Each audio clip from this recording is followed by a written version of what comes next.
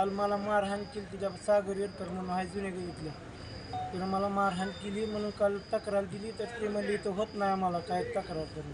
तर काल घेतलं त्यांनी मला चिठ्ठी दिली, चिठ्ठीमध्ये राहिली आता काय त्यांनी ती दिली. पुन्हा काल म्हणले सकाळी या, सकाळी गेला होता, सकाळी म्हणले दुपारी या. दुपारी तर सकाळपासून आम्ही तिथंच बसलो, दुपारपर्यंत येतील, आता येतील, मागा येतील. पुन्हा 6 वाजता आली. 6 वाजता आली की म्हणले आम्ही काय करत नव्हती.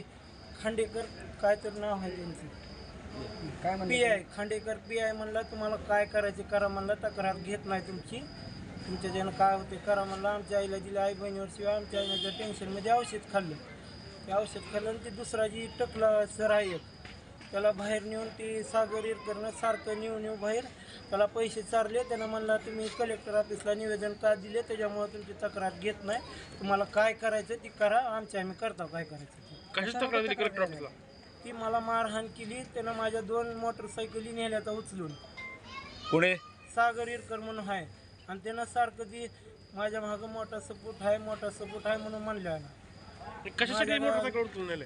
मी त्याच्याकडून लाख रुपये घेतले होते पप्पाच्या पायाला ऑपरेशनला, तर त्यानं मला 30 रुपये टक्क्यानं माझ्याकडून पैसे घेतला 1 लाखाचे, त्यानं 2,20,000 घेतला तरी बी म्हणते आणि बी पैसे आहेतच. आता म्हणलं 1 लाख रुपये देतो देतो. माझा बॉन्ड त्याच्याकडे आहे, 2 चेक आहे, 4 चेक दिलेले आहेत, त्याच्यावर सही करून त्यानं घेतलेली आहे.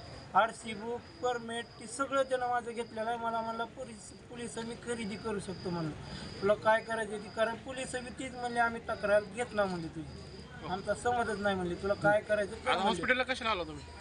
माझ्या भावानं बी औषध पिले आणि आमच्या आईनं बी औषध पिले. त्याच्या बाय भावानं कशामुळे औषध पिले? ती तक्रार घेत नाही म्हणले, तुम्हाला काय करायचं करा म्हणले. की पुन्हा वापस गेला आम्ही पोलीस स्टेशनला, आमच्या आईनं औषध पिलं म्हणून. तर पुन्हा म्हणले तुला तक्रार द्यायची का म्हणले. तर मध्ये नेलं शिवागाळी केली की भावाने त्या मध्ये गेल्याच्या कॅमेऱ्यासमोर औषध पेलेलं आहे, त्या कॅमेऱ्याशिवाय दिसतंय आता. पोलीस स्टेशनमध्ये औषध पिलं? हां, पोलीस स्टेशनमध्ये आनंदनगरचा कॅमेरा आहे का त्याच्यामध्ये औषध पेलेलं. आमच्या मालकीनं तुम्ही आनंदनगर पोलीस स्टेशन मध्ये गेलता का शहर पोलीस स्टेशन मध्ये गेलता? आनंदनगर पोलीस स्टेशन मधला PA आणि ती काय तर नाव आहे त्या सराचं, कपाले टकलं त्यानं. हे दोघांनी मिळून पैसे खाल्ले आणि आम्हाला सकाळपासून म्हणलं थांबा PA कडे येतो त्यानं PA कडे बी नेला नाही ना काही नाही. कालपासून आम्ही तिथं जाऊ, आमची मागणी आहे आमच्या आईबापाचं हे करायचं. त्या PAनं गेम केली आणि आमचं ती गाड्याचं ती काय ती मिटवायचं सगळं आमचा विषय कट बिन त्या कपाली काय ती ह्याच्यावर बी दोन्ही पोलिसावर करायचं. आणि त्या सागर येरकरचा बाप आमच्या आईला शिवाय दिला, तुला काय करतो ती बघ म्हणला, कुठं तर नेऊन सागर येरकर मला सुपारी देऊन तुझा खलास करतो.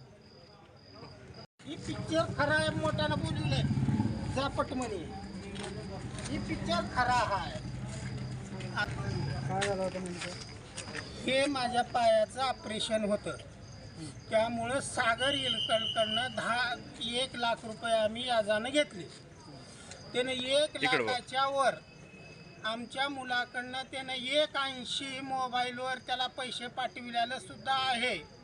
तरी माझी गाडी रिक्षा अडवून मला तिथं आपे शोरूम समोर आमच्या बारक्या पोराला मारला आणि माझ्या बी धमकी दिला आणि विनाकारण मला म्हणतोय की त्याच्या बापाला मी शिवाय दिल्या म्हणून.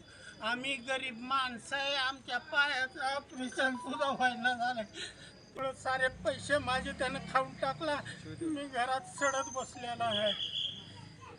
आणि ह्याच्यामुळं त्यानं मारल्यामुळं आम्ही तिथं दखल ते हे करायला गेलतो तक्रार द्यायला.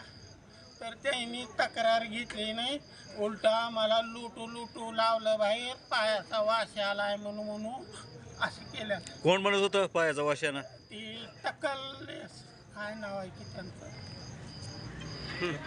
कपाळे साहेब. आम्ही सकाळ काय मागणी तुमच्या? आता काय नाही, बघा माझं असं हाल झाले, मला काही सुधरत नाही. माझ्या पायाची पोझिशन मी खून उंडावलो तर सगळे पळून जाते, इतके बेकार आहे दोन्ही पायाची पोझिशन. सगळे आमचं कमी तेवढं त्यांनी घेत होते आणि ह्याच्यावर कोण दखल देत नाही, पोलीस काही करीत नाही, काय नाही, हे असं झालं आहे.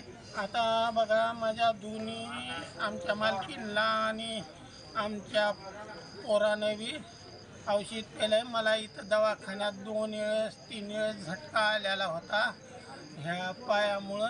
तरी माझी पोझिशन अशी आहे की बेकार. आणि अजून एक ते त्याच्या बापाकडनं मी एक रिक्षा घेतली होती. रिक्षा चालविण्यासाठी मला कामधंदा होत नाही, त्याचे पैसे देणं आहे मला, म्हणून मी रिक्षा त्याच्या बापाकडनं विकत घेतली. माझ्याकडे बॉन्ड आहे, सर्व आहे त्याचा कागदपत्र. तर त्यानं काय म्हणतंय की रिक्षा मी वापस घेतो म्हणतंय, हे मॅक्झिमा रिक्षा वापस घेणार आहे म्हणतंय आणि असं धमकी द्यायला लागले तर त्यानं. आता मागणी काय आहे तुमची? आम्हाला काय त्याच्याकडनं अपेक्षा नाही. आमच्या गाड्या तेवढ्या त्यानं द्याव्या. आम्हाला त्याच्यावर केस करायच्या. ते आमच्या पोराईला मारून टाकतो म्हणू लागले.